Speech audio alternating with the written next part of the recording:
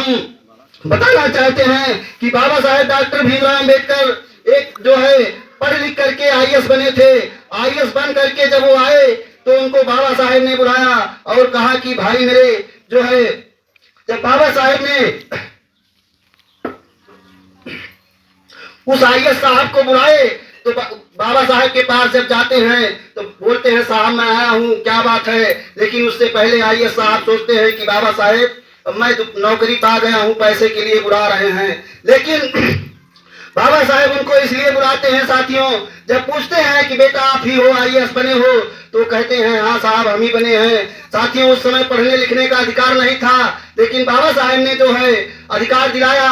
जब डीएम साहब डीएम बने तो उन्होंने जब बुलाया और उस बाबा साहेब ने कहा कि बेटा आपको मैं इसलिए बुलाया हूँ कि आप जिस गंदी नाली से, जिस झोपड़ी से निकल करके पढ़ाई लिखाई किए हो, जिस गांव से आप निकले हो, मैं आपसे निवेदन करता हूँ कि आप उस गांव में अपनी इसी लाल बत्ती की गाड़ी से आइएगा। और जब समाज देखेगा कि यहीं का रहने वाला बच्चा जो है डीएम बना है, जब आपकी लाल बत्ती आएगी, जब आपकी गाड़ी आएगी, तो जो है गांव में कोई महिला बर्तन मांज रही होगी, कोई महिला जो है काम कर रही होगी, कोई किसान काम कर रहा होगा, जब आप उस क्षेत्र में जाएंगे तो जो है उनको एक ललक पैदा होगी कि यही रहने वाला लड़का जो है डीएम बना है, शिक्षा लेकर के डीएम बना है, तो मैं अपने बच्चों को भी शिक्षित कर करके DM, SP, SO, SI, collector बनेंगे।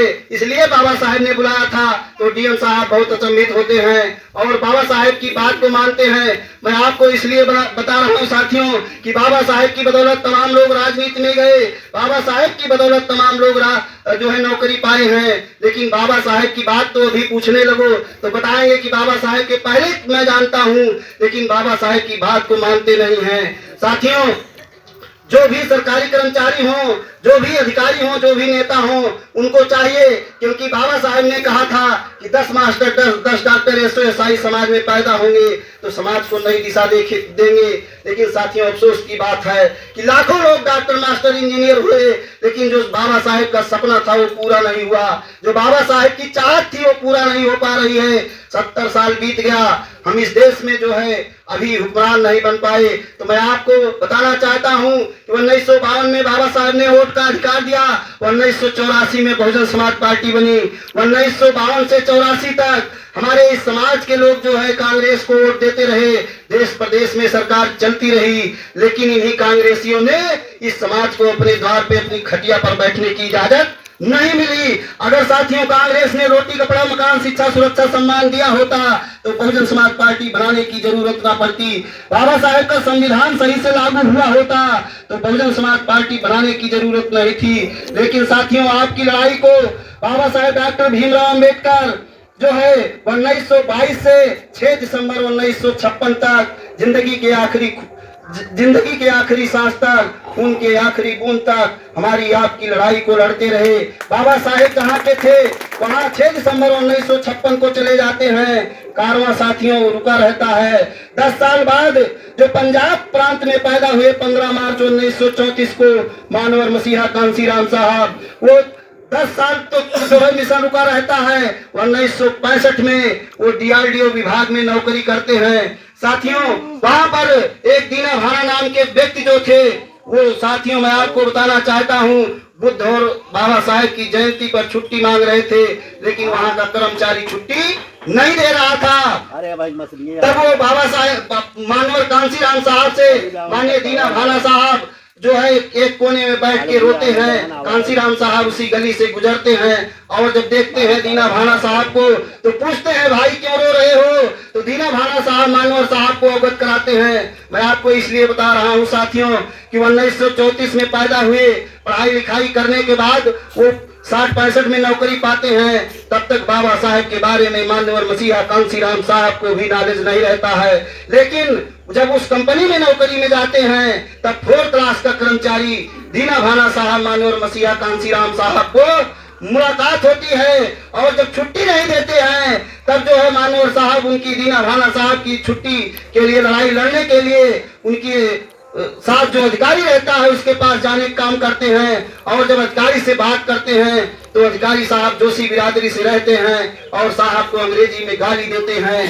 साहब को जब अंग्रेजी में गाली देते हैं, साहब उठा के पटक पटक के उनको मारते हैं और बुद्ध की और अम्बेडकर की जयंती की छुट्टी को मनाने का काम करते हैं। छुट्टी जो है मिलती है और बाबा मानवर साहब को दीना भाना साहब एक किताब देते हैं जो जाति आप कास्ट है। जब जाति आप कास्ट की किताब को रात में मानवर मसीहा कांसीराम साहब लगभग 3-4 बार पढ़ते हैं, तब उसी दिन चिट्ठी लिखते हैं, क्योंकि साथियों बाबा साहब ने वोट का अधिकार तो देके चले गए थे, लेकिन इन कांग्रेसियों ने इस समाज को जो है रोटी कपड़ा मकान शिक्षा सुरक्षा सम्मान से वंचित कर रखा था।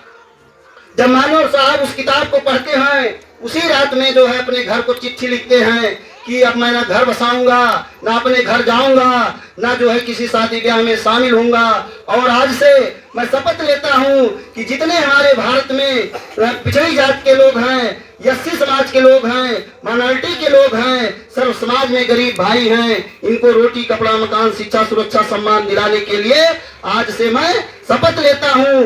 उसी दिन से मानवर मसीहा कांसीराम साहब घर छोड़ देते हैं और 10 साल तक बामसेब के लोगों को इकट्ठा कर गए। 1978 में बामसेब का गठन होता है, लेकिन साथियों उसके बाद नारा लगाते हैं मानवर मसीहा कांसीराम साहब बामसेब के लोगों को जोड़ने के लिए कि वोट्स लेंगे सीएम पीएम आरक्षण से, वोट्स लेंगे सीएम पीएम आरक्षण से एसपीडीएम, और जो है तमाम नारा लगता है जो संपत्ति सरकारी है वो समझो हमारी है, और वोट हमारा राज तुम्हारा नहीं चलेगा नहीं चलेगा। साथियों मानवर मसीहा कांसीराम साहब इसी समाज को रोटी कपड़ा मकान शिक्षा सुरक्षा सम्मान दिलाने के लिए साथियों नौकरी से त्याग देते हैं, घर से त्याग देते हैं, और 10 साल तक पढ़े लिखे लोगों को प्रशिक्षित करके इकट्ठा करते हैं।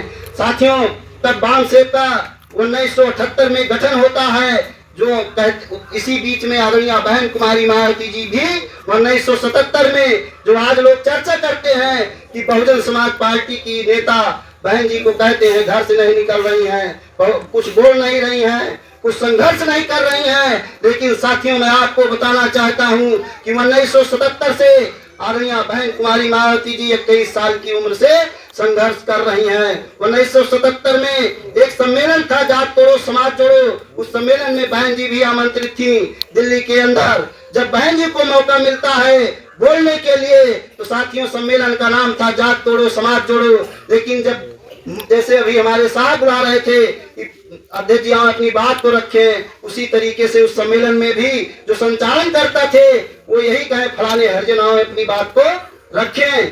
तो बहन जी को ये बात जो है अच्छी नहीं लगी, अंदर अंदर गुरेजने लगी, और उन्होंने जब उनको मौका मिला बोलने के लिए तो बहन जी ने कहा कि भाई सम्मेलन का नाम है जात तोड़ो समाज जोड़ो, लेकिन बार बार जात की अवहेलना करते हुए जो है जात को कहा जा रहा है। तो बहन जी को जब मौका मिलता है तो बहन जी कहती हैं कि जो हम लोग मान लीजिए हर माने भगवान जन माने आदमी, लेकिन जो और लोग बैठे हैं मनवादी व्यवस्था के लोग, क्या वो शैतान की औलाद है? बहन जी मुंह तोड़ जवाब 21 साल की उम्र में देने का काम करती हैं मनवादियों को। लेकिन मैं आपको बताना चाहता हूँ उसी समय 2 बामसेब के साथी जो है साहब को बताते हैं कि साहब एक बेटी है जो बहुजन समाज के मूवमेंट को आगे बढ़ाने में जो है योगदान दे सकती है, बहुजन के कारवां को आगे बढ़ा सकती है। साथियों 2 साथियों के साथ बामसेब के साथियों के साथ आदरणीय बहन कुमारी मायावती जी के पास मानवर मसीहा कांसीराम साहब जाते हैं और कहते हैं कि बेटी आप क्या बनना चाहती हो? तो बहन जी कहती हैं मैं आईएएस बन करके समाज की सेवा करना चाहती हूँ।